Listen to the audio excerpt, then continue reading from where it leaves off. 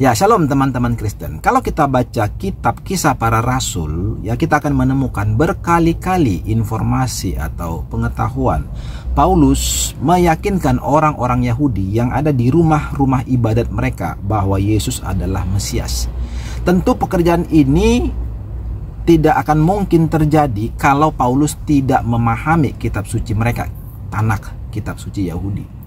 Dan tentu saja orang-orang Yahudi yang ada di rumah ibadat ini juga ya mengenal dan memahami dengan baik isi kitab suci mereka. Dan tentunya pembicaraan itu akan menjadi pembicaraan bukan kelas ya pinggir jalan ya, bukan kelas warung kopi ya. Tetapi adalah pembicaraan yang levelnya menelaah, meneliti ya. Mengkaji dari berbagai faktor tentunya yang ada di kitab suci orang Yahudi. Dan tentu saja akan melibatkan banyak nubuatan para nabi yang berbicara tentang kedatangan Mesias. Itu semua tentunya yang akan diulas mereka dari segala sisi, dari segala sudut, dan dari segala faktor, termasuk dari segala kemungkinan pengertian dan penafsiran. Nah, menariknya dalam Kisah Para Rasul 8:18 bukan cuman Paulus yang tercatat berkali-kali ya berbicara kepada orang-orang Yahudi di rumah ibadat mereka sendiri untuk meyakinkan mereka bahwa Yesus adalah Mesias. Tetapi ada satu orang bernama Apolos. Nah, dalam Kisah Para Rasul 18 ini dikisahkan siapakah Apolos? Dia berasal dari Alexandria. Ia seorang yang fasih berbicara dan sangat mahir dalam soal-soal kitab suci. Namun Apolos ini pengetahuannya tentang Yesus masih terbatas, khususnya tentang baptisan. Karena dia hanya mengetahui baptisan Yohanes. Jadi mungkin mengenai baptisan Roh Kudus dan pengajaran-pengajaran yang lain tentang Yesus mungkin dia belum terlalu banyak terupdate. Akhirnya Priscilla dan Aquila ya membawanya ke rumah mereka lalu mengajarnya ya dengan teliti. Nah, di akhir kitab Kisah Para Rasul pasal 18 tersebut, yaitu di ayat 28 ditulis demikian. Sebab dengan tak jemu-jemunya ia membantah orang-orang Yahudi di muka umum dan membuktikan dari kitab suci, tentu saja kitab suci orang Yahudi ya, bahwa Yesus adalah Mesias.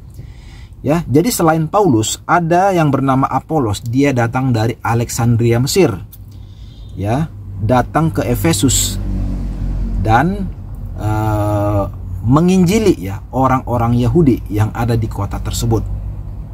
Dan ia dengan gigih ya, dengan tak jemu-jemunya ya menyampaikan dan membuktikan bahwa Yesus adalah Mesias menurut kitab suci orang Yahudi. Sekali lagi, tentu ini bukan pembicaraan kelas pinggir jalan. Ini bukan pembicaraan kelas tukang koyo ya, seperti yang hari-hari ini kita lihat ya. Ada orang-orang yang merasa berilmu tinggi tentang Alkitab, tetapi yang mereka bacakan adalah asumsi liar, dongeng, dusta, dan segala bentuk pelintiran dan manipulasi terhadap ayat Alkitab, terhadap kisah Yesus. Yang artinya semuanya hanyalah omong kosong. Oke? Nah, beda sekali ya. Jadi saya teringat Don Ditan ya, kalau seandainya dia diizinkan ya bisa hadir di masa itu pada waktu itu, kemudian berbicara panjang lebar ya tentang hal-hal dongeng, hal-hal omong kosong ya yang ia sembur-semburkan tentang Yesus, tentang isi Alkitab di hadapan orang-orang Yahudi itu, di hadapan Paulus maupun Apolos, maka ada kemungkinan dalam tempo yang sesingkat-singkatnya dia akan ditanya begini, kamu pengikut Yesus Kristus? Kalau dia bilang iya ya, maka dia akan dicecar dengan berbagai macam pertanyaan yang tak akan bisa dia jawab. Tapi kalau dia bilang tidak, ditanya lagi, kamu penganut agama Yahudi? Tentu saja jawabannya tidak kan. Ketika kedua jawabannya itu tidak, maka dia akan disuruh entah dengan hormat atau tidak dengan hormat, pergi keluar sana. Ini bukan urusanmu.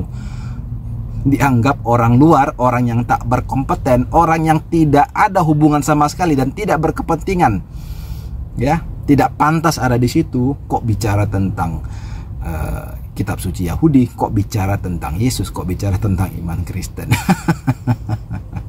Ya saya hanya ini aja ya, saya hanya berandai-andai saja.